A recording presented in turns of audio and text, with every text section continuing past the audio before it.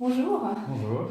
Alors, Niels Weber, donc vous êtes spécialiste psychologue spécialisé aussi en hyperconnectivité. Oui, Et je sais que vous êtes aussi un gamer. c'est ça, un joueur Donc, passionné. voilà, donc pour moi, c'est intéressant de pouvoir vous interviewer pour poser quelques questions concernant en fait la problématique des écrans et puis donner quelques peut-être conseils aux parents qui ont cette problématique et qui ne Mhm, savent pas trop comment s'y prendre parfois concernant ce sujet. mhm, Donc, je vais commencer peut-être par la première question. On approche bientôt des fêtes. mhm. Les adolescents et les enfants vont recevoir probablement des smartphones, des tablettes, des jeux vidéo.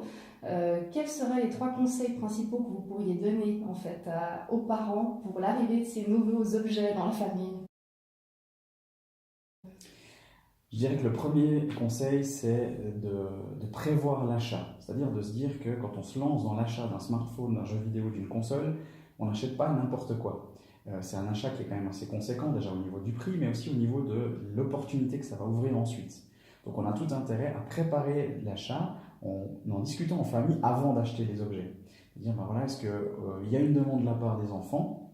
Si en tant que parent, on envisage d'accéder à cette demande-là, on va la discuter en famille, c'est-à-dire de demander aux enfants mais pourquoi vous voulez ça, dans quel but, et amener les enfants à développer des arguments en fait. Et idéalement des arguments qui sont un peu plus développés que juste parce que tout le Mon monde l'a. copain là. Voilà, exactement. D'accord. Donc ça c'est une première chose, parce que de cette manière-là, les enfants comprennent aussi que c'est pas anodin, que c'est déjà un smartphone, c'est un certain coût, donc c'est aussi comment est-ce qu'on se projette dans cette utilisation-là. Et en préparant ça, on va aussi pouvoir fixer les règles à l'avance, en disant, ben voilà, on accepte d'acheter un téléphone, mais voilà les conditions. Et si ces conditions ne sont pas respectées, voilà quelles seront les conséquences. Donc ça permet aux enfants de se préparer à être dans cette dynamique de l'écran, et que l'écran, c'est pas juste un jouet de plus, c'est un jouet un peu particulier. Donc du coup, il faut pouvoir aussi anticiper un peu mieux. Un peu mieux. Donc ça, ce serait le premier conseil. Le deuxième, ce sera, une fois que l'écran est dans la famille, c'est d'ouvrir un maximum la discussion sur les écrans, c'est-à-dire amener les parents à s'intéresser à ce qui se passe sur les écrans, ne pas considérer que c'est juste l'écran, mais de bien différencier quels sont les différents types d'activités qu'on y fait, et puis d'amener les enfants à poser des mots sur ce qu'ils vivent pendant qu'ils sont, enfin, après leurs utilisations. C'est-à-dire que même si on a un enfant qui regarde un dessin animé, par exemple, c'est de lui demander qu'est-ce qu'il a compris du dessin animé, comment est-ce qu'il a compris l'histoire, qu'est-ce il a aimé, il n'a pas aimé, comment est-ce que le personnage a résolu le problème du dessin animé, etc. Et la même chose dans le jeu vidéo, c'est-à-dire de se rendre compte que le jeu vidéo ou les écrans sont un sujet de discussion de famille comme les livres ou la musique, par exemple. Ça, ce serait le deuxième conseil. Et le troisième conseil, c'est de rassurer les parents dans leur légitimité à pouvoir dire stop. Aujourd'hui, beaucoup de parents craignent de frustrer leurs enfants ou de les isoler des autres copains en disant bah là on arrête parce que ça va trop loin. Il faut que les parents aient confiance dans leurs compétences parentales et se dire que s'ils connaissent les écrans, c'est plus simple à cadrer, mais s'ils ne les connaissent pas, ça n'empêche pas de savoir que les enfants doivent manger, dormir, aller à l'école.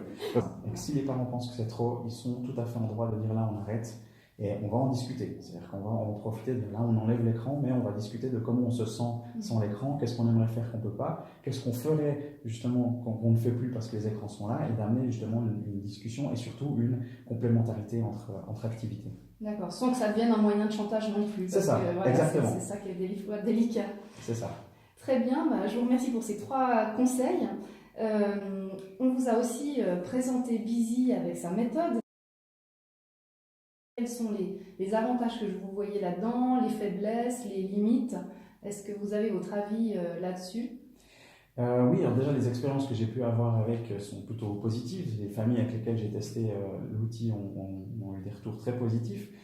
Surtout ce qui est ressorti, c'est l'aspect partage, justement. C'est on se sert de l'outil Busy comme d'un prétexte pour discuter. Un médiateur. C'est ça, Ouais. exactement. Et c'est ce qui manque très souvent, c'est de dire, c'est un point d'ancrage autour duquel on va pouvoir discuter des écrans, puisqu'on est souvent en décalage entre les parents et les enfants qui n'ont pas la même utilisation ou la même compréhension des écrans. Tandis que là, on a un objet qui permet de se regrouper.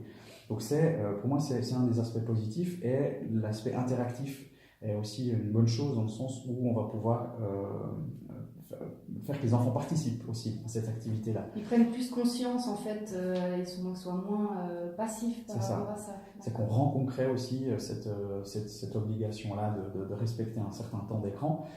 Ça permet aussi justement de conforter les parents dans leur rôle de cadre.